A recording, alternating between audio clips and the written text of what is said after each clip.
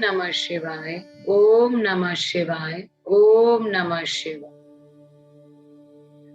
ओम भूर्भुवः स्वः तत्सवितुर्वरेण्यं भर्गो देवस्य धीमहि धियो यो न प्रचोदयात्। ओम भूर्भुवः स्वः तत्सवितुर्वरेण्यं भर्गो देवस्य धीमहि धियो यो न प्रचोदयात्। ओम भूर्भुवः स्वः तत्सवितुर्वरेण्यं भर्गो देवस्य धीमहि धियो यो न प्रचोदयात्। ओम नमः शिवाय। ओम नमः शिवाय। ओम नमः शिवाय। संगत जी, जिस प्रकार से हमने कल जाना था कि भगवान शिव और पार्वती का विवाह, जिसका बहुत ही सुंदर वर्णन जो है सबसे जो है किया गया था, और आगे की कथा आज हम शुरू करने जा रहे हैं, जिसमें चतुर्थी कर्म, बारात का कई दिनों तक ठहरना, सप्त ऋषियों के समझाने से हिमालय का बारात को विदा करने के लिए राजी होना, मैना का शिव को अपनी कन्या सौंपना और बारात का पुरी के बाहर जाकर ठहरना। आगे की कथा इस प्रकार है। ब्रह्मा जी कहते हैं, तदंतर विष्णु आदि देवता तथा ऋषि कैलाश लौटने का विचार करने लगे। जब जो है भगवान शिव और पार्वती का विवाह हो गया, तो उससे अगले दिन जो है भगवान विष्णु और जो बाकी देवता थे, उन्होंने सोचा कि क्यों ना चलो अब अपने कैलाश पर्वत को वापस जाया जाए। तब हिमालय ने जनवासे में आकर सबको भोजन करने के लिए निमंत्रित किया। उसके बाद देवेश्वर शिव को आमंत्रित करके हिमाचल अपने घर को चले गए और नाना प्रकार के विधान से भोजनोत्सव की तैयारी करने लगे। उन्होंने प्रसन्नता और उत्कंठा के साथ भोजन के लिए परिवार सहित भगवान शिव को यथोचित रीति से अपने घर बुलवाया। शंभु के, विष्णु के, मेरे, अन्य सब देवताओं के, मुनियों के तथा वहां आए हुए अन्य सब लोगों के चरणों को बड़े आदर के साथ धोकर उन सब को गिरिराज ने मंडप के भीतर सुंदर आसनों पर बिठाया। फिर अपने भाई बंधुओं को साथ लेकर उनके सहयोग से उन सब अतिथियों को नाना प्रकार से सरस पदार्थों द्वारा पूर्णता तृप्त किया। मेरे, विष्णु के तथा शंभु के साथ सब लोगों ने अच्छी तरह भोजन किया। इस प्रकार विवाह के बाद जो है, जो हिमालय और जो मैना है, उन्होंने जो है भगवान शिव, पार्वती, उनके सारे परिवार वालों को जो है खाने पर बुलाया। नारद विधिवत भोजन और आचमन करके तृप्त और प्रसन्न हो गए और सब लोग हिमालय से आज्ञा लेकर अपने अपने डेरे पर चले गए। इसी प्रकार तीसरे दिन भी गिरिराज ने विधिवत दान, मान और आदर आदि के द्वारा उन सब का सत्कार किया। चौथा दिन आने पर शुद्धता पूर्वक सविधि चतुर्थी कर्म हुआ, जिसके बिना विवाह यज्ञ अधूरा ही रह जाता है। उस समय नाना प्रकार का उत्सव हुआ और साधुवाद और जय जयकार की ध्वनि हुई। बहुत से सुंदर दान दिए गए, भांति भांति के सुंदर गान और नृत्य हुए। पांचवें दिन सब देवताओं ने बड़े हर्ष और अत्यंत प्रेम के साथ शैलराज को सूचित किया कि अब हम लोग यहाँ से जाना चाहते हैं, आप आज्ञा प्रदान करें। उनकी यह बात सुनकर गिरिराज हिमवान हाथ जोड़कर बोले, हे देवगण, आप लोग कुछ दिन और ठहरें और मुझ पर कृपा करें। यो कहकर उन्होंने स्नेह के साथ उन देवताओं को, भगवान शिव को, विष्णु को, मुझको तथा अन्य लोगों को बहुत दिनों तक ठहराया और प्रतिदिन विशेष आदर सत्कार किया। इस प्रकार देवताओं के वहां रहते हुए बहुत दिन बीत गए। तब उन सब ने गिरिराज के पास सप्त ऋषियों को भेजा। सप्त ऋषियों ने हिमवान और मैना से समयोचित बात कहकर उन्हें समझाया, परम शिव तत्व का वर्णन किया तथा प्रसन्नता पूर्वक उनके सौभाग्य की सराहना की। मुने उनके समझाने से गिरिराज ने बारात को विदा करना स्वीकार कर लिया। तत्पश्चात भगवान शंभु यात्रा के लिए उद्यत हो देवता आदि के साथ शैलराज के पास गए और देवेश्वर शिव देवताओं सहित कैलाश की यात्रा के लिए जब उद्यत हुए, उस समय मैना उच्च स्वर से रोने लगी और उन कृपा निधान से बोली। मैना ने कहा, हे कृपा निधे, कृपा करके मेरी शिवा का भली भांति लालन पालन कीजिएगा।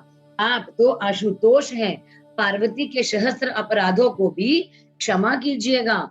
मेरी बच्ची जन्म जन्म में आपके चरणार विंदों की भक्त रही है और रहेगी। उसे सोते और जागते समय भी अपने स्वामी महादेव के सिवा दूसरे किसी वस्तु की सुध नहीं रहती। मृत्युंजय, आपके प्रति भक्ति भाव की बातें सुनते ही यह हर्ष के आंसू बहाती हुई पुलकित हो उठती है और आपकी निंदा सुनकर ऐसा मौन साध लेती है कि मानो मर गई हो। ब्रह्मा जी कहते हैं कि नारद, ऐसा कहकर मेनका ने अपनी बेटी शिव को सौंप दी और उन दोनों के सामने ही उच्च स्वर से रोती हुई वह मूर्छित हो गई। तब महादेव जी ने मैना को समझाकर सचेत किया और उनसे विदा लेकर देवताओं के साथ महान उत्सव यात्रा की। वे सब देवता अपने स्वामी शिव तथा सेवक गणों के साथ चुपचाप कैलाश पर्वत की ओर प्रस्थित हुए। वे मन ही मन शिव का चिंतन कर रहे थे।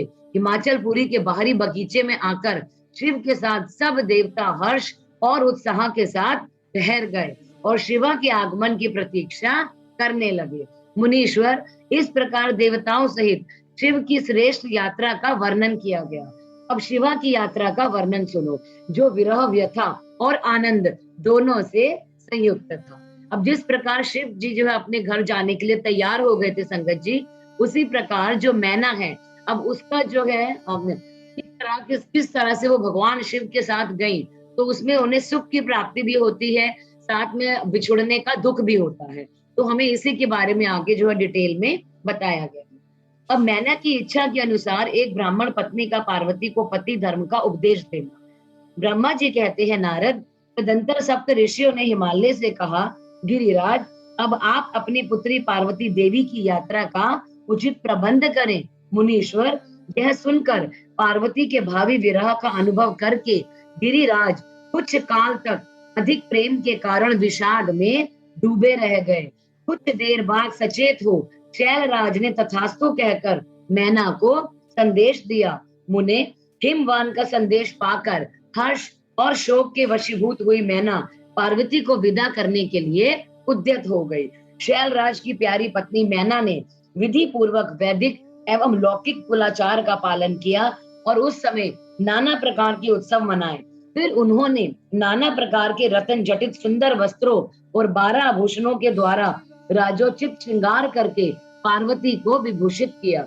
उसके बाद मैना के मनोभाव को जानकर एक सती साध्वी ब्राह्मण पत्नी ने गिरिजा को उत्तम पवित्र व्रते की शिक्षा दी कि जो पतिव्रता कौन होती है, उसको पूरा जो है उसको ज्ञान दिया गया जाने से पहले। अब ब्राह्मण पत्नी बोली, गिरिराज किशोरी, तुम प्रेम पूर्वक मेरा यह वचन सुनो। यह धर्म को बढ़ाने वाला, इस लोक और परलोक में भी आनंद देने वाला, श्रोताओं को भी सुख की प्राप्ति कराने वाला है। संसार में पतिव्रता नारी ही धन्य है, दूसरी नहीं। वही विशेष रूप से पूजनीय है। पतिव्रता सब लोगों को पवित्र करने वाली और समस्त पाप राशि को नष्ट कर देने वाली है। शिवे, जो पत्नी जो पति को परमेश्वर के समान मानकर प्रेम से उसकी सेवा करती है, वह इस लोक में संपूर्ण भोगों का उपभोग करके अंत में कल्याणमय गति को पाती है। सावित्री, लोपामुद्रा, अरुंधति, शांडिल्य, शक्तरूपा, अनसुया, लक्ष्मी, स्वधा, सती, संज्ञा, सुमति, श्रद्धा, मैना और स्वाहा, ये तीनों जिये तथा और भी बहुत सी स्त्रियां साध्वी कही गई हैं। यह विस्तार भय से उनका नाम नहीं लिया गया है। वे अपने पतिव्रते के बल से ही हम सब लोगों की पूजनीय तथा ब्रह्मा, विष्णु, शिव एवं मुनीश्वर को ही माननीय हो गई है। आगे, इसलिए तुम्हें अपने पति भगवान शंकर की हमेशा सेवा करनी चाहिए। वे दीन दयालु, सबके सेवनीय सत्पुरुषों के आश्रय हैं। श्रुतियों और स्मृतियों में पतिव्रते धर्म को महान बताया गया है। तो उनकी माँ उन्हें बताती है कि जो पतिव्रत का जो धर्म है वो सबसे सुंदर धर्म है, जिसको जैसा श्रेष्ठ बताया गया है वैसा दूसरा कोई धर्म नहीं है, यह निश्चय कहा जाता है। पतिव्रते धर्म में तत्पर रहने वाली स्त्री अपने प्रिय पति के भोजन पर लेने पर ही भोजन करेगी। शिवे, जब पति खड़ा हो तब साध्वी स्त्री को भी खड़े ही रहना चाहिए। शुद्ध बुद्धि वाली साध्वी स्त्री प्रतिदिन अपने पति के सो जाने पर सोए, उसके जागने से पहले ही जागे, वो छल कपट छोड़कर सदा उसके लिए हितकर कार्य ही करे। इस प्रकार जो है संगत जी, जो वहां पर जो उपस्थित जो स्त्रियां थी और उनकी माता थी, तो वो पार्वती को विदा होने से पहले कि वो अब अपना जो है नया गृहस्थ जीवन बसाने जा रही हैं, तो इसका उसको ज्ञान दिया जा रहा है कि उसको उसके पति की सेवा किस प्रकार से करनी चाहिए। तो आगे उनकी माता कहती हैं, हे शिवे, साध्वी स्त्री को चाहिए कि जब तक वस्त्राभूषणों से विभूषित ना हो, तब तक वह अपने पति को दृष्टि के सम्मुख ना लाए। यदि पति किसी कार्य में परदेश चला गया है, तो उन दिनों उसे कदापि श्रृंगार नहीं करना चाहिए। पतिव्रता स्त्री कभी पति का नाम ना ले। पति के कटु वचन कहने पर भी वो बदले में कड़ी बात ना कहे। पति के बुलाने पर वह घर के सारे कार्य छोड़कर तुरंत उसके पास चली जाए और हाथ जोड़कर प्रेम से मस्तक झुकाकर पूछे, हे नाथ, इसलिए इस दासी को बुलाया है, मुझे सेवा के लिए आदेश देकर अपनी कृपा से अनुग्रहित कीजिए। फिर पति जो आदेश दे उसका वह प्रसन्न हृदय से पालन करे। वह घर के दरवाजे पर देर तक खड़ी ना रहे, दूसरे के घर ना जाए, कोई गोपनीय बात जानकर हर एक के सामने उसे प्रकाशित ना करे। पति के बिना कहे ही उनके लिए पूजन सामग्री स्वयं जुटा दे और उनके हित स्थान के यथोचित अवसर की प्रतीक्षा करती रहे। और पति की आज्ञा लिए बिना कहीं भी तीर्थ स्थान के लिए भी ना जाए। लोगों की भीड़ से भरी हुई सभा या मेले आदि के उत्सवों का देखना वह दूर से ही त्याग दे। जिस नारी को तीर्थ यात्रा का फल पाने की इच्छा होती है, उसे अपने पति का चरणोदक पीना चाहिए। उसी में सारे तीर्थ और क्षेत्र हैं, इसमें कोई शक नहीं है। पतिव्रता नारी पति के उत्कृष्ट अन्न आदि को परम प्रिय भोजन मानकर ग्रहण करे और पति जो कुछ दे उसे महाप्रसाद मानकर ग्रहण कर ले। देवता, पितर, अतिथि, सेवक वर्ग और गो तथा भिक्षु समुदाय के लिए अन्न का भाग दिए बिना कभी भी भोजन ना करे। पतिव्रत धर्म में तत्पर रहने वाली ग्रह देव को चाहिए कि वह घर की सामग्री को संयत एवं सुरक्षित रखे, गृह कार्य में कुशल हो, सदा प्रसन्न रहे और खर्च की ओर से हाथ खींचे रहे। पति की आज्ञा लिए बिना उपास व्रत आदि ना करे, अन्यथा उसका कोई फल नहीं मिलता, वह परलोक में नरक गामिनी होती है। पति सुख पूर्वक बैठा हो या इच्छा के अनुसार क्रीड़ा विनोद अथवा मनोरंजन में लगा हो, उस अवस्था में कोई आंतरिक कार्य आ पड़े तो भी पतिव्रता स्त्री अपने पति को कदापि ना उठाए। पति नपुंसक हो गया हो, दुर्गति में पड़ गया हो, रोगी हो, बूढ़ा हो, सुखी हो, दुखी हो, किसी भी दशा में नारी अपने उस एकमात्र पति का उल्लंघन ना करे। रथ सबला होने पर वह 3 रात्रि तक पति को अपना मुंह ना दिखाए, अर्थात उससे अलग रहे। जब तक स्नान करके शुद्ध ना हो जाए, तब तक उसको अपनी कोई बात वह पति के कानों में ना पड़ने दे। अच्छी तरह स्नान करने के बाद सबसे पहले वह अपने पति के मुख का दर्शन करे, दूसरे किसी के मुख का दर्शन कदापि भी ना करे। पति की आयु बढ़ने की अभिलाषा रखने वाली पतिव्रता नारी हल्दी, रोली, सिंदूर, काजल आदि, चोली, पान, मांगलिक आभूषण आदि, केशों को संवारना, चोटी गूंथना, हाथ और कान के आभूषण, इन सब को अपने शरीर से दूर ना करे। धोबिन, छिनाल या उल्टा, सन्यासिनी और भाग्यहीना स्त्रियों को वह कभी भी सखी ना बनाए। पति से द्वेष रखने वाली स्त्री का वह कभी आदर ना करे, कहीं अकेली ना खड़ी हो, कभी नंगी होकर ना नहाए। सती स्त्री ओखली, मसूल, झाड़ू, सिल, जांच और द्वार के चौखट के नीचे वाली लकड़ी पर कभी ना बैठे। मैथुन काल के सिवा किसी समय में वह पति के सामने धृष्टता ना करे। जिस जिस वस्तु में पति की रुचि हो उसे वह खुद भी प्रेम करे। पतिव्रता देवी सदा पति का हित चाहने वाली होती है।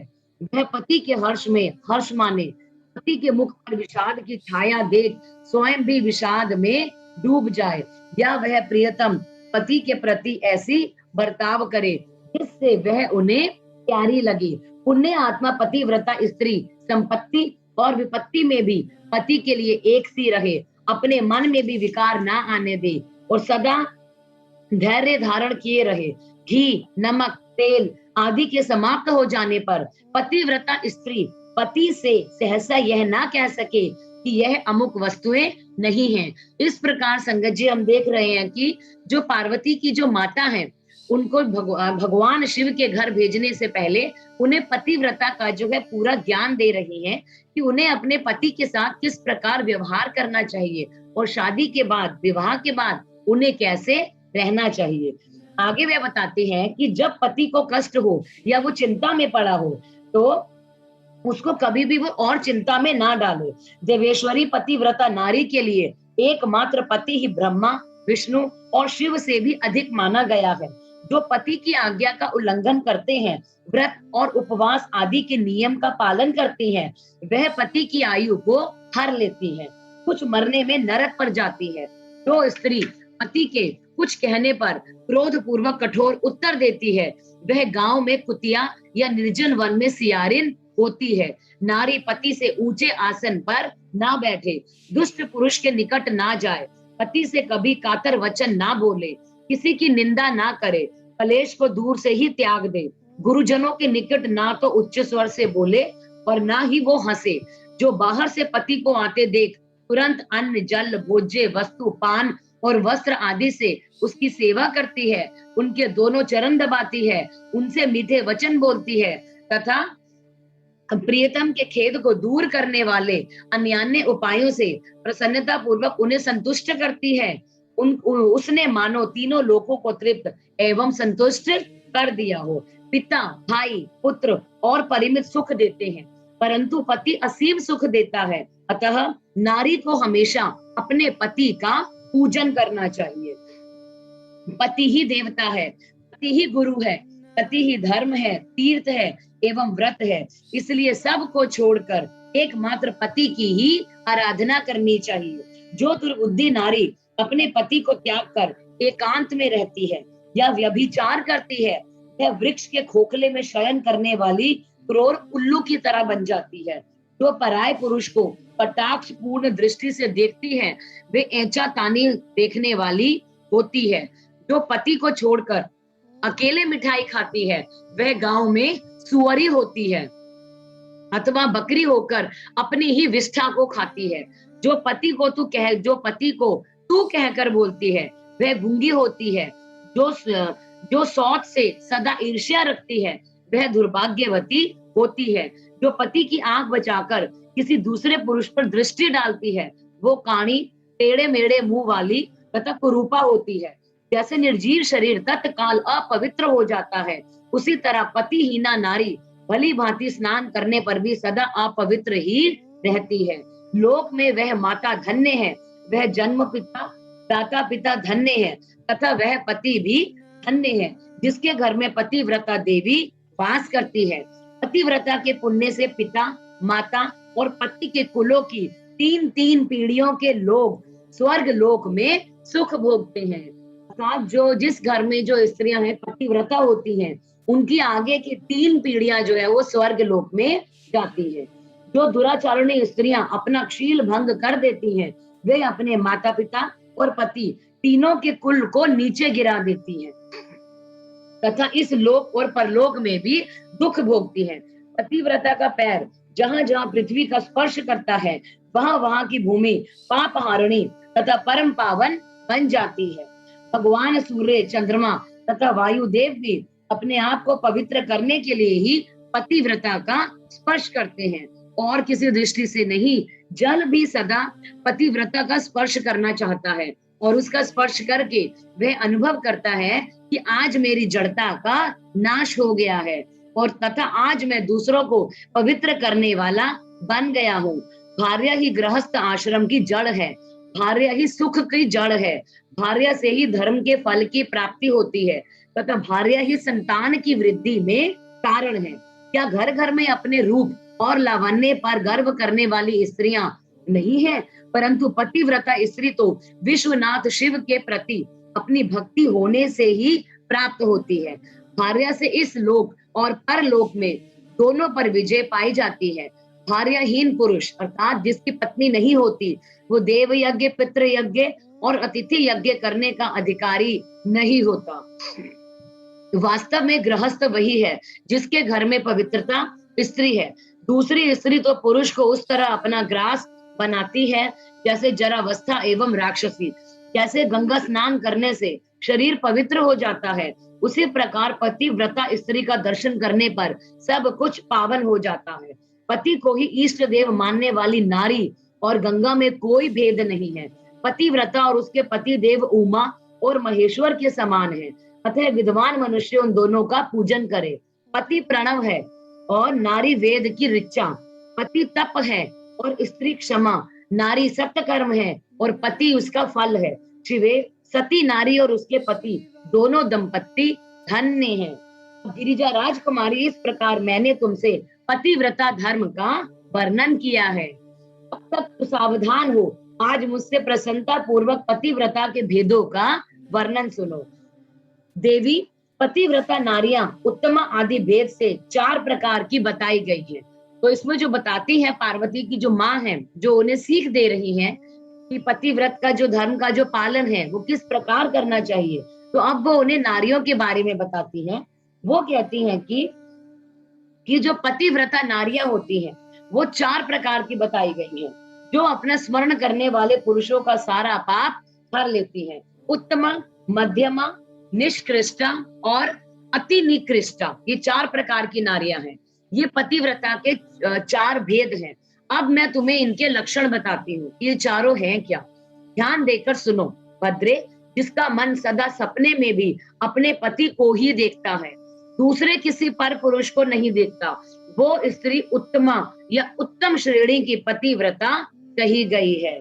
शैलजे, जो दूसरे पुरुष को उत्तम बुद्धि से पिता, भाई एवं पुत्र के समान देखती है, उसे मध्यम श्रेणी का पतिव्रता कहा गया है।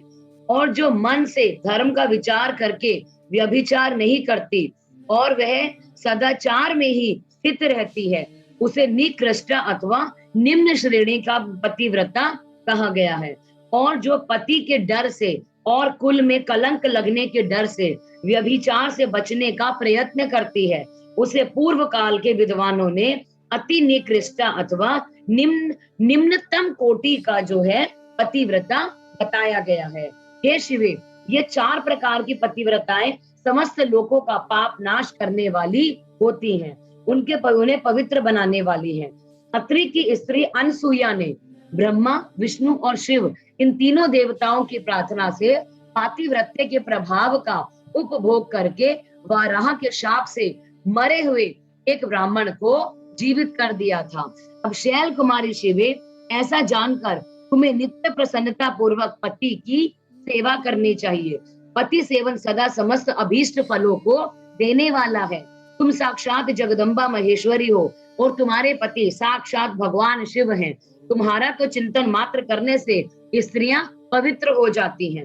देवी, यद्यपि तुम्हारे आगे जो है यह सब कहने का कोई प्रयोजन नहीं है, तथापि आज लोकाचार का आश्रय ले मैंने तुम्हें सती धर्म का उपदेश दिया है। अब ब्रह्मा जी कहते हैं, नारद, ऐसा कहकर वह ब्राह्मण पत्नी शिवा देवी को मस्तक झुकाकर चुप हो गई। इस उपदेश को सुनकर शंकर प्रिया पार्वती देवी को बड़ा हर्ष हुआ। इस प्रकार से संगत जी, इस अध्याय में हमने जाना कि जो पार्वती की जो माँ है, जो उनको जो है किस प्रकार से पतिव्रत के धर्म का पालन करने का जो है उन्हें पूरे के पूरे जो है उन्हें तरीके बताती हैं कि उन्हें किस प्रकार से विवाह के उपरांत रहना चाहिए। अब आगे की कथा इस प्रकार है। शिव, पार्वती तथा उनकी बारात की विदाई। भगवान शिव का समस्त देवताओं को विदा करके कैलाश पर रहना और पार्वती खंड के श्रवण की महिमा। अब ब्रह्मा जी कहते हैं, नारद, ब्राह्मणी ने देवी पार्वती को पतिव्रत धर्म की शिक्षा देने के बाद मैना को बुलाकर कहा, महारानी जी, अब आपकी जो पुत्री है, अब आपकी पुत्री की जो है उसे यात्रा कराइए, उसे विदा कीजिए। तब बहुत अच्छा कहकर वो प्रेम के वशीभूत हो गई। फिर धैर्य धारण करके उन्होंने काली को बुलाया और उसके वियोग से भय से व्याकुल हो गए बेटी को बार बार गले से लगाकर अत्यंत उच्च स्वर में रोने लगी। फिर पार्वती की करुणाजनक बात कहती हुई जोर जोर से रो पड़ी। मैना और शिवा दोनों ही विरह शोक से पीड़ित हो मूर्छित हो गई। पार्वती के रोने से देव पत्नियां भी अपनी शुद्ध बुद्ध खो बैठी। सारी स्त्रियां वहां रोने लगी। वे सब की सब अचेत सी हो गई। उस यात्रा के समय परम प्रभु साक्षात योगीश्वर शिव भी रो पड़े। फिर दूसरा कौन चुप रह सकता था। संगत जी, अब जो है इसमें हमारी पार्वती की जो है वो विदाई हो रही है। इसी समय अपने सारे पुत्रों, मंत्रियों और उत्तम ब्राह्मणों के साथ हिमालय भी वहां पर आ पहुंचे और मोहवश अपनी बच्ची को दिल हृदय से लगाकर रोने लगे।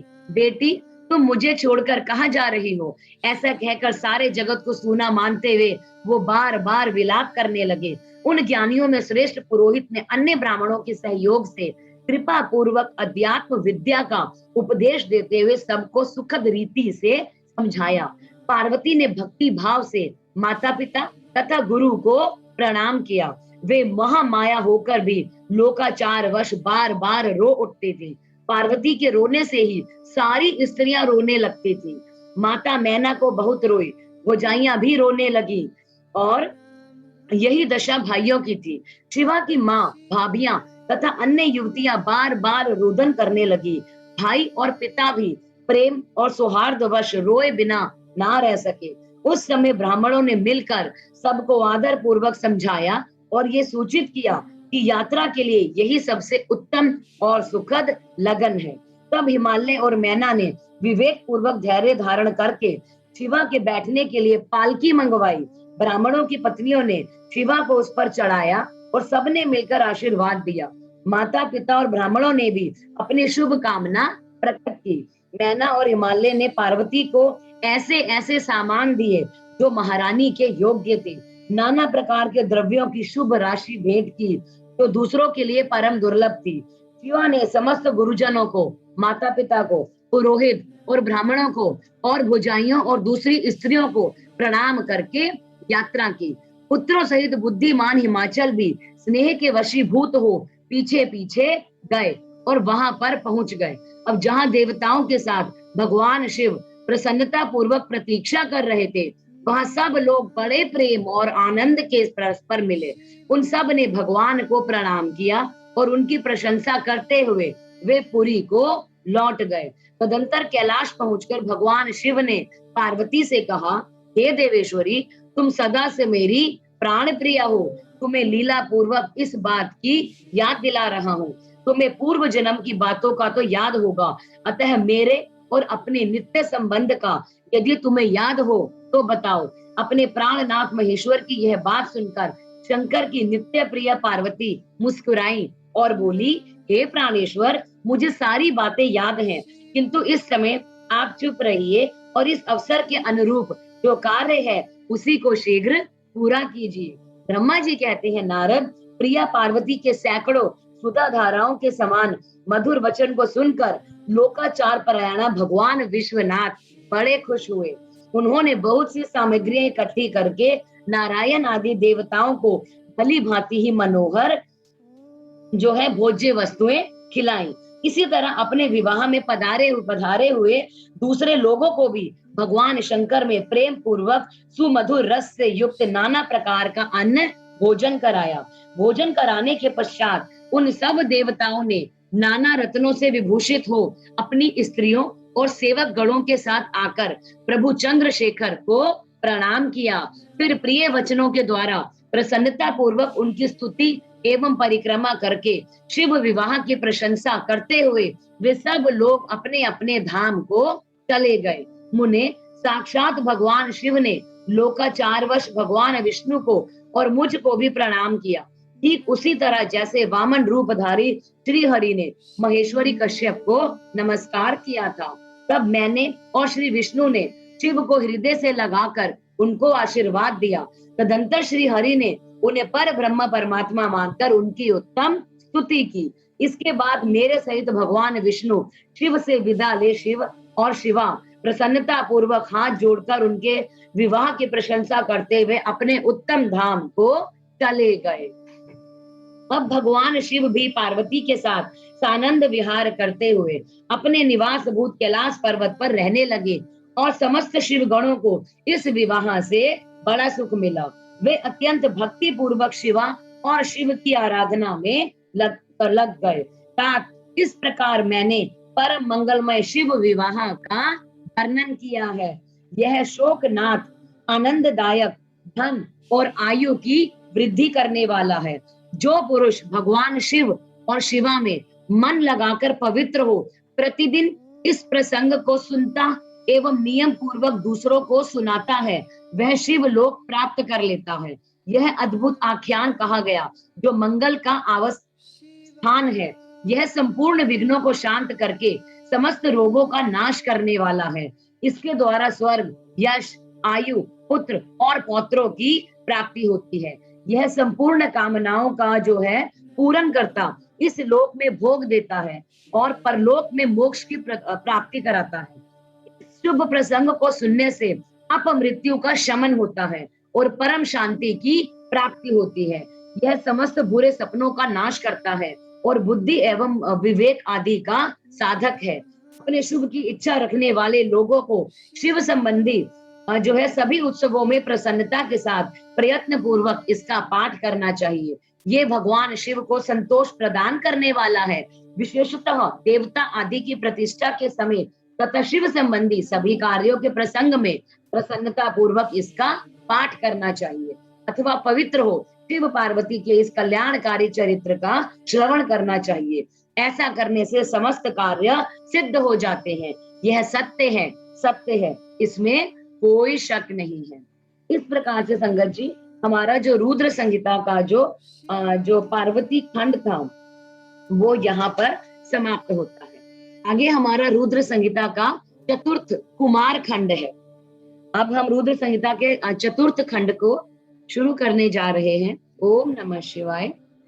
देवताओं के द्वारा स्कंद का शिव पार्वती के पास लाया जाना, उनका लाड प्यार, देवों के मांगने पर शिवजी का उन्हें तारक वध के लिए स्वामी कार्तिक को देना, कुमार की अध्यक्षता में देव सेना का प्रस्थान, महिसागर संगम पर तारकासुर का आना और दोनों सेनाओं में मुठभेड़, वीरभद्र का तारक के साथ घोर संग्राम, पुनः श्री हरि और तारक में भयानक युद्ध। किस प्रकार से आगे की कथा है। वंदे वंदन तुष्ट मान समति प्रेम प्रियम प्रेम दम पूर्ण पूर्ण करम प्रपूर्ण निखिल लैश्वर्य कवासम शिवम सत्यम सत्यमयम श्री सत्य विभम सत्य प्रियम सत्यदम विष्णु ब्रह्मनुतम स्वकीय कृपयो पात्ताकृतम शंकरम।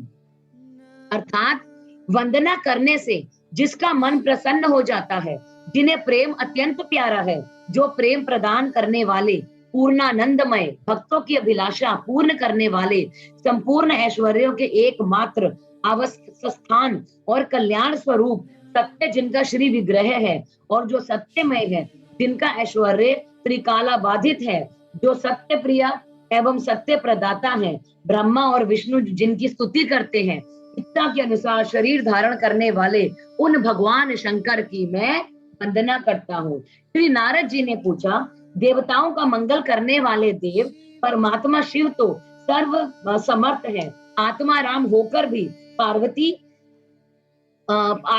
होकर भी उन्होंने जिस पुत्र की उत्पत्ति के लिए पार्वती के साथ विवाह किया था, उनके वह पुत्र किस प्रकार पैदा हुए तथा तारकासुर का वध कैसे हुआ, ब्राह्मण मुझ पर कृपा करके यह सारा वृतांत पूर्ण रूप से कीजिए। अब जैसा कि संगत हमने पहले भी जो है ज्ञान प्राप्त किया था कि जो शिव और पार्वती का जो विवाह है वो पुत्र की जो है उत्पत्ति के कारण ही हुआ था, क्योंकि भगवान शिव और पार्वती से जो पुत्र पैदा होना था उससे जो है तारकासुर का वध हो सकता था, उसके अलावा अन्य कोई भी उपाय नहीं था।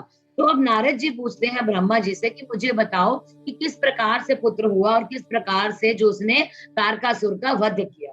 अब आगे की कथा इस प्रकार है। इसके उत्तर में ब्रह्मा जी ने अब क्या बोला, आगे सुनते हैं। उन्होंने कहा कि इसके उत्तर में ब्रह्मा जी ने कथा प्रसंग सुनाकर कुमार के गंगा से उत्पन्न होने तथा कृतिका आदि 6 स्त्रियों के द्वारा उनके पाले जाने, उन 6 की संतुष्टि के लिए उनके 6 मुख धारण करने और कृतिकाओं के द्वारा पाले जाने के कारण उनका कार्तिक के नाम होने की बात कही। तदंतर उनके शंकर गिरिजा की सेवा में लाए जाने की कथा सुनाई। फिर ब्रह्मा जी ने कहा, भगवान शंकर ने कुमार को गोद में बिठाकर अत्यंत स्नेह किया। देवताओं ने उन्हें नाना प्रकार के पदार्थ, विद्याएं, शक्ति और अस्त्र शस्त्र आदि प्रदान किए। पार्वती के हृदय में प्रेम समाता नहीं है। उन्होंने हर्ष पूर्वक मुस्कुराकर कुमार को परमोत्तम ऐश्वर्य प्रदान किया, साथ ही चिरंजीवी भी बना दिया। लक्ष्मी ने दिव्य संपत्ति तथा एक विशाल एवं मनोहर हार अर्पित किया। सावित्री ने प्रसन्न होकर सारी सिद्ध विद्याएं प्रदान की। मुनि श्रेष्ठ, इस प्रकार वहां महोत्सव मनाया गया। सभी के मन प्रसन्न थे। विशेषतः शिव और पार्वती के आनंद की तो पार ही नहीं था। इसी बीच देवताओं ने भगवान शंकर से कहा, हे प्रभु, यह तारकासुर कुमार के हाथों ही मारा जाने वाला है। इसलिए यह कि पार्वती परिणय तथा कुमारोत्पत्ति आदि उत्तम चरित्र घटित हुआ है। अतः हम लोगों के सुखार्थ इसका काम तमाम करने के हेतु कुमार को आज्ञा दीजिए। हम लोग आज ही अस्त्र शस्त्र से सुसज्जित होकर तारक को मारने के लिए रण यात्रा करेंगे। अब ब्रह्मा जी कहते हैं, मुने, ये सुनकर भगवान शंकर का हृदय दयाद्र हो गया। उन्होंने उनकी प्रार्थना स्वीकार करके उसी समय तारक का वध करने के लिए अपने पुत्र कुमार अर्थात कार्तिकेय को देवताओं के पास भेजा। फिर तो शिव जी की आज्ञा मिल जाने पर ब्रह्मा, विष्णु आदि सभी देवता इकट्ठे होकर भू को आगे करके तुरंत ही उस पर्वत से चल दिए। उस समय श्री हरि आदि देवताओं के मन में पूरा विश्वास था कि ये अवश्य तारक का वध कर डालेंगे। वे भगवान शंकर के तेज से भावित हो कुमार के सेनापतित्व में तारक का संहार करने के लिए रण क्षेत्र में चले गए। उधर महाबली तारक ने जब देवताओं के इस युद्धोद्योग को सुना, तब वह भी एक विशाल सेना के साथ देवों से युद्ध करने के लिए तत्काल ही वहां पर चल पड़ा। उसकी उस विशाल वाहिनी को आती देख देवताओं को बड़ी हैरानी हुई। फिर तो वे बलपूर्वक बारंबार सिंहनाद करने लगे। उसी समय तुरंत ही भगवान शंकर की प्रेरणा से विष्णु आदि संपूर्ण देवताओं के प्रति आकाशवाणी हुई। आकाशवाणी क्या होती है कि हे देवगण, तुम लोग जो कुमार के अधिनायकत्व में युद्ध करने के लिए उद्यत हुए हो, इससे तुम संग्राम में दैत्यों को जीतकर विजयी हो जाओगे। ब्रह्मा जी कहते हैं, मुने, उस आकाशवाणी को सुनकर सब देवताओं का उत्साह बढ़ गया। उनका भय जाता रहा है और वे वीरोचित गर्जना करने लगे। उनकी युद्ध कामना बलवती हो उठी और वे सब के सब कुमार को अग्रणी बनाकर बड़े उतावले के साथ महिसागर संगम को चले गए। उधर बहुत सारे असुरों से राक्षसों से घिरा हुआ वह तारक भी बहुत बड़ी सेना के साथ शीघ्र ही वहां पर आ धमका, जहां वे सभी देवता पड़े थे। उस असुर के आगमन काल में प्रलयकालीन मेघों के समान अर्थात बादलों के समान गर्जना करने वाली रणभेरियां तथा अन्यान्य कर्कश शब्द करने वाले रण वाद्य बज रहे थे। उस समय तारकासुर के साथ आने वाले दैत्य ताल ठोकते हुए गर्जना कर रहे थे। उनके पद्याघात से पृथ्वी कांप रही थी। उस अत्यंत भयंकर कोलाहल को सुनकर भी सभी देवता निर्भय ही बने रहे। इतना शोर था और वो पूरी तरह से तैयारी में खड़े थे, लेकिन देवताओं के मन में अब कोई भी डर नहीं था। क्यों? क्योंकि वे जानते थे कि इसका वध जो है अब होने ही वाला है भगवान शिव के पुत्र के द्वारा। वे एक साथ मिलकर तारकासुर से लोहा लेने के लिए डट कर खड़े हो गए। उस समय देवराज इंद्र कुमार को गजराज पर बिठाकर सबसे आगे खड़े हुए। वे लोकपालों से घिरे हुए थे और उनके साथ देवताओं की महती सेना थी। उसके बाद कुमार ने उस गजराज को तो महेंद्र को ही दे दिया और वे स्वयं एक विमान पर आरूढ़ हो गए, जो परमाश्चर्यजनक तथा नाना प्रकार के रत्नों से सुशोभित था।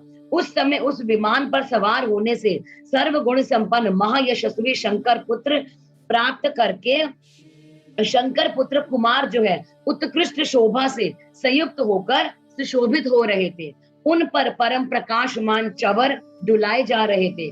इसी बीच बलाभिमानी एवं महावीर देवता और दैत्य क्रोध से विहल होकर परस्पर युद्ध करने लगे। उस समय देवताओं और दैत्यों में बड़ा भारी घमासान युद्ध हुआ। क्षण भर में सारी रणभूमि रूढ़ मूढ़ों से व्याप्त हो गई। तब महाबली तारकासुर बहुत बड़ी सेना के साथ देवताओं से युद्ध करने के लिए आगे बढ़ा। उस रणध्रुव मर्द तारक को युद्ध की कामना से आगे बढ़ते देखकर इंद्र आदि देवता तुरंत ही उसके सामने आ गए। फिर तो दोनों सेनाओं में महान कोलाहल होने लगा।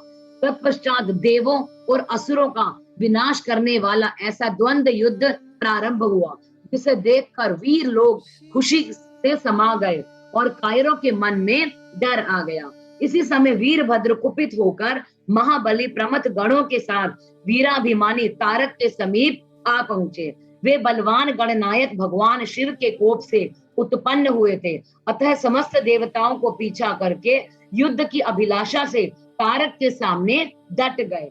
उस समय प्रमथ गणों तथा सारे असुरों के मन में परमोल्लास था, अतः वे उस महासमर में परस्पर गुत्तम गुत्त होकर जूझने लगे।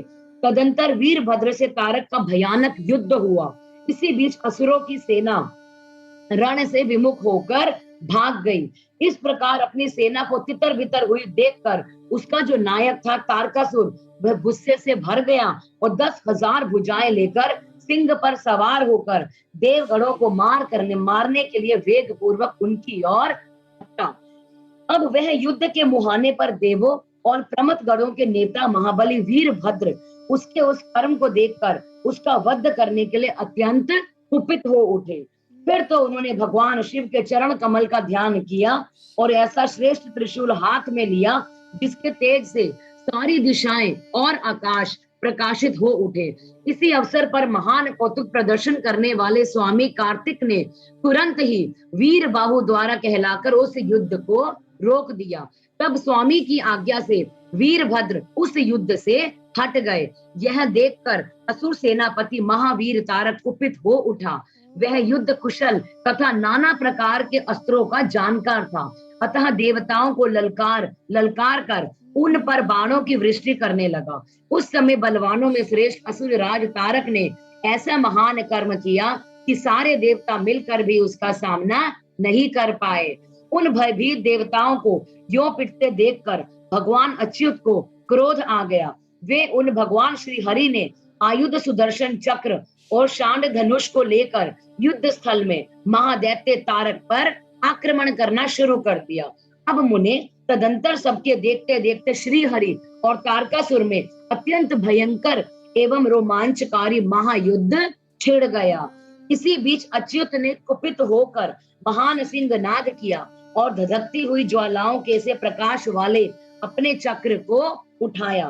फिर तो श्री हरि ने उसी चक्र से दैत्य राज तारक पर प्रहार किया। उसकी चोट से अत्यंत व्यथित होकर वह असुर पृथ्वी पर गिर पड़ा, परंतु वह असुर नायक तारक अत्यंत बलवान था, अतः तुरंत ही उसके उठकर उस दैत्य ने अपनी शक्ति के चक्र से टुकड़े टुकड़े कर दिए। मुने भगवान विष्णु और तारकासुर दोनों बलवान थे और दोनों में अगाल बल था, अतः युद्ध स्थल में वे परस्पर जूझने लगे। अब ब्रह्मा जी की आज्ञा से कुमार का युद्ध के लिए जाना, तारक के साथ उनका भीषण संग्राम और उनके द्वारा तारक का वध। तत्पश्चात देवों द्वारा कुमार का अभिनंदन और स्तवन, कुमार का उन्हें वरदान देकर कैलाश पर जा शिव पार्वती के पास निवास करना। अब आगे की कथा है कि जब ब्रह्मा जी ने कहा कि शंकर सुवन स्वामी कार्तिक, तुम तो देवाधिदेव हो, पार्वती सुत विष्णु और तारकासुर का यह व्यर्थ युद्ध शोभा नहीं दे रहा, क्योंकि विष्णु के हाथों इस तारक की मृत्यु नहीं होगी। यह मुझसे वरदान पाकर अत्यंत बलवान हो गया है। यह मैं बिल्कुल सत्य बात कह रहा हूँ। पार्वती नंदन, तुम्हारे अतिरिक्त इस पापी को मारने वाला दूसरा कोई भी नहीं है, इसलिए महाप्रभु तुम्हें मेरे कथनानुसार ही करना चाहिए। परम तप तुम शीघ्र ही उस दैत्य का वध करने के लिए तैयार हो जाओ, क्योंकि पार्वती पुत्र तारक का संहार करने के निमित्त ही तुम शंकर से पैदा हुए हो। अब ब्रह्मा जी कहते हैं, मुने मेरी ऐसी बात सुनकर शंकर नंदन कुमार कार्तिकेय ठठक कर हंस पड़े और प्रसन्नता पूर्वक बोले, तथास्तु, ऐसा ही होगा। तब महान ऐश्वर्यशाली शंकर सुवन कुमार तारकासुर के वध का निश्चय करके विमान से उतर पड़े और पैदल हो गए। जिस समय महाबली शिव कुमार अपनी अत्यंत चमकीली जो है शक्ति को, जो लपटों से दमकती हुई एक बड़ी उल्का सी जान पड़ती थी, हाथ में लेकर पैदल ही दौड़ रहे थे। उसी समय उनकी अद्भुत शोभा हो रही थी। उनके मन में तनिक भी व्याकुलता नहीं थी। वे परम प्रचंड और अप्रेमय बलशाली थे। उन जो है षंड मुख को अपनी ओर आते देखकर तारक सूर्य श्रेष्ठों से क्या बोला, क्या शत्रुओं का संहार करने वाला कुम्हार यही है? मैं अकेला वीर इसके साथ युद्ध करूंगा, और मैं ही समस्त वीरों, प्रमथ गणों, लोकपालों तथा श्री हरि जिनके नायक हैं, उन देवों को भी मार डालूंगा। तदंतर देवताओं को दुर्वचन कहकर वो जो राक्षस था तारक, वो युद्ध करने लगा। उस समय बड़ा विकट संग्राम हुआ। तब शत्रु वीरों का संहार करने वाले कुमार ने शिव जी के चरण कमलों का स्मरण करके तारक के वध का विचार किया। फिर तो महातेजस्वी एवं महाबली कुमार रोषावेश में जाकर गर्जना करने लगे और बहुत बड़ी सेना के साथ युद्ध के लिए डट कर खड़े हो गए।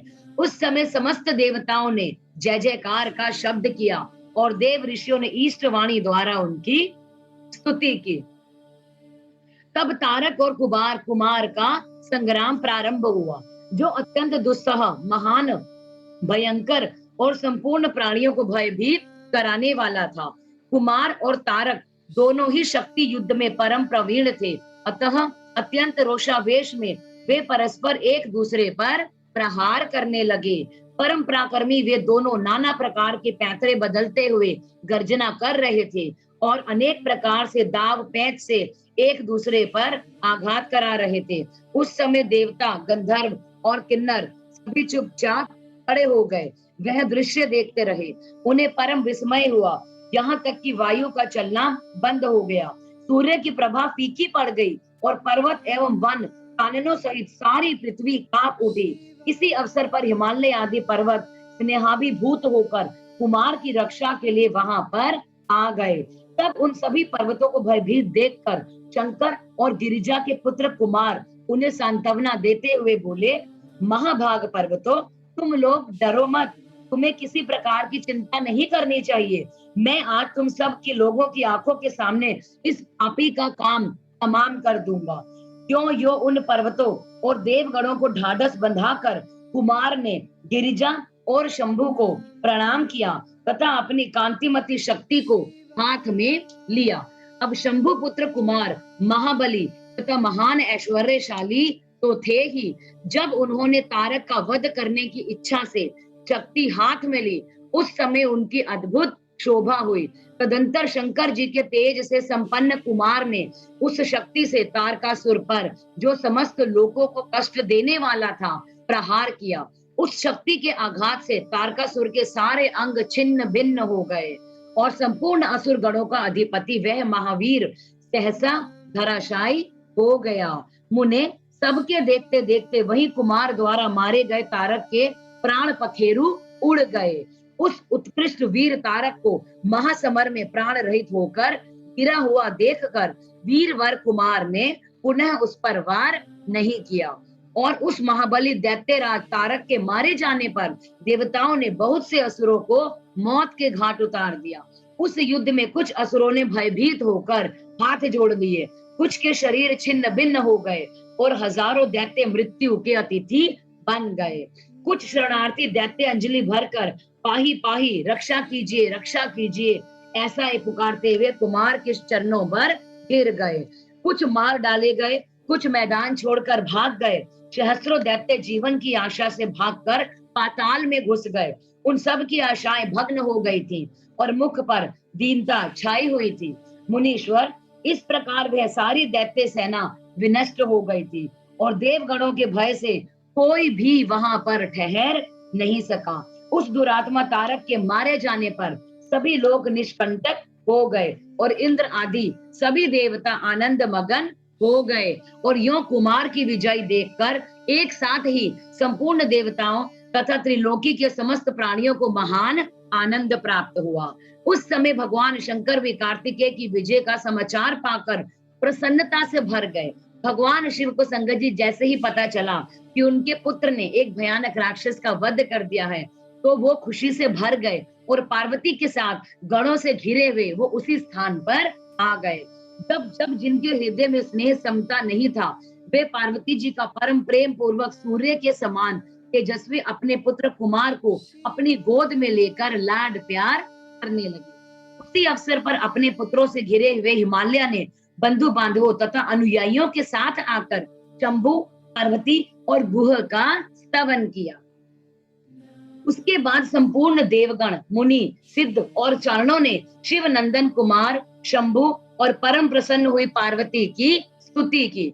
उस समय उपदेवों ने बहुत बड़ी तपस्या की और बहुत बड़ी पुष्प वर्षा की। सभी प्रकार के बाजे बजने लगे।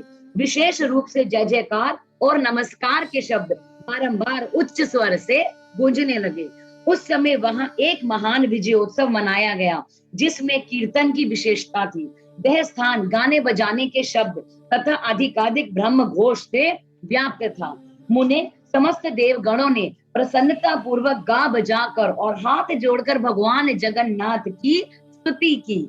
उसके बाद सबसे प्रशंसित तथा अपने गणों से घिरे हुए भगवान रुद्र जगत जननी भवानी के साथ अपने निवास स्थान कैलाश पर्वत को चले गए। इधर तारक को मारा गया देखकर सभी देवताओं और अन्य समस्त प्राणियों के चेहरे पर हंसी आ गई। वे भक्ति पूर्वक शंकर सुवन कुमार की स्तुति करने लगे। देव, तुम दानव श्रेष्ठ तारक का हनन करने वाले हो, तुम्हें नमस्कार है। हे शंकर नंदन, तुम बाणासुर के प्राणों का अपहरण करने वाले तथा प्रलंबासुर के विनाशक हो। तुम्हारा स्वरूप परम पवित्र है, तुम्हें हमारा अभिवादन है। अब ब्रह्मा जी कहते हैं, मुने, जब विष्णु आदि देवताओं ने इस प्रकार कुमार का स्तवन किया, तब उन्होंने तब उन्होंने प्रभु को, सभी देवों को क्रमशः नया नया वर प्रदान किया। उसके बाद पर्वतों की स्तुति करते देखकर वे शंकर तन्ने प्रसन्न हुए और उन्हें वर देते हुए बोले। स्कंद ने बोला, हे भूधरो, तुम सभी पर्वत तपस्वियों द्वारा पूजनीय तथा कर्मठ और ज्ञानियों के लिए सेवनीय हो जाओगे। ये जो मेरे मातामह नाना पर्वत श्रेष्ठ हिमवान है, ये महाभाग आज से तपस्वियों के लिए फलदाता होंगे। और तब देवता बोले, कुमार, यो असुर राज तारक को मारकर तथा देवों को वर प्रदान करके तुमने हम सबको तथा चराचर जगत को सुखी कर दिया है। अब तुम्हें परम प्रसन्नता पूर्वक अपने माता पिता पार्वती और शंकर का दर्शन करने के लिए शिव के निवास भूत कैलाश पर्वत पर जाना चाहिए। अब ब्रह्मा जी कहते हैं, मुने, तदंतर सब देवताओं के साथ विमान पर चढ़कर कुमार स्कंद शिवजी के समीप कैलाश पर पहुंच गए। उस समय शिव शिवा ने बड़ा आनंद मनाया। देवताओं ने शिवजी की स्तुति की। शिवजी ने उन्हें वरदान तथा अभय दान देकर विदा किया। मुने, उस अवसर पर देवताओं को परम आनंद प्राप्त हुआ। वे शिव, पार्वती तथा शंकर नंदन कुमार के रमणीय यश का बखान करते हुए अपने अपने लोक को चले गए। इधर परमेश्वर शिव भी शिवा, कुमार तथा गणों के साथ आनंद पूर्वक उस पर्वत पर निवास करने लगे। मुने, इस प्रकार जो शिव भक्ति से ओत प्रोत सुखदायक एवं दिव्य है, कुमार का वह सारा चरित्र मैंने तुम्हें जो है तुमसे वर्णन कर दिया है। अब और तुम क्या सुनना चाहते हो? इस प्रकार से संगत जी, आज हमने बहुत ही जो है सुंदर जो है भगवान शिव का जो है उनका जो है वर्णन किया है, जिसमें हमने ये जाना कि किस प्रकार से जो है माता पार्वती की जो है विदाई होती है शादी के बाद, और उसके बाद कि उनकी माता जो है उन्हें पतिव्रता धर्म का पालन करने के लिए वो किस किस प्रकार का उन्हें ज्ञान देती हैं कि उन्हें अपने जो है किस प्रकार पतिव्रत का धर्म का पालन करते हुए अपने पति के साथ रहना चाहिए। और उसके बाद जो है विवाह उपरांत, क्योंकि सब जानते थे कि जो पार्वती और शिव का विवाह किस कारण हुआ था, तारकासुर का जो है वध करने के लिए, क्योंकि उनसे जो पुत्र पैदा होना था सिर्फ वो ही तारकासुर का वध कर सकता था। इसी कारणवश जो है भगवान शिव और पार्वती ने लोक कल्याण के लिए जो है अपना विवाह किया था। और जो है फिर उसके बाद हमने ये भी जाना कि किस प्रकार जो उनका पुत्र हुआ कार्तिकेय, उसने किस प्रकार से तारकासुर का वध किया। कल की जो है हमारी कथा वो भी बहुत सुंदर शुरू होने वाली है, जिसमें हमारी जो है पूरी गणेश जी की कथा है। तो कल हम जानेंगे कि गणेश जी का जो है गणेश जी किस प्रकार उत्पन्न हुए और उनके बारे में जितनी कथा है वो हम कल पूरी जानेंगे। आज के लिए मैं आप लोगों से यहीं से आज्ञा चाहूंगी। तो सबसे पहले तो उच्चारण के वक्त जो जो गलतियां हुई भगवान उसके लिए और आप सबसे मैं क्षमा चाहूंगी। और भगवान का बहुत बहुत शुक्राना कि उन्होंने हमें ऐसा सौभाग्य दिया कि हम इस पुराण को पढ़ पाए। और आप लोगों का भी शुक्राना, और आप लोग भी बहुत सौभाग्यशाली हैं कि सुबह सुबह उठना बहुत आसान नहीं है, फिर भी आप लोग जो है भगवान के लिए सब लोग उठते हैं और ऐसा कर रहे हैं। वाकई ही बहुत अच्छे जो है हमारे पूर्व जन्मों की ही फल है। तो हाथ जोड़कर ओम की चैंटिंग करेंगे 3 बार।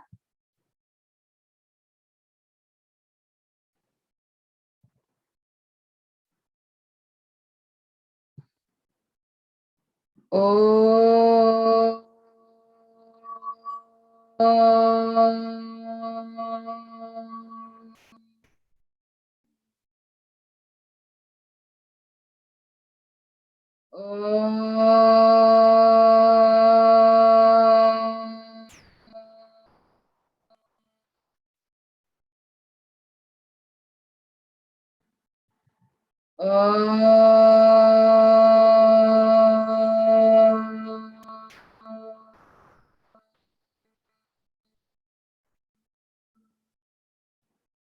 ओम नमः शिवाय।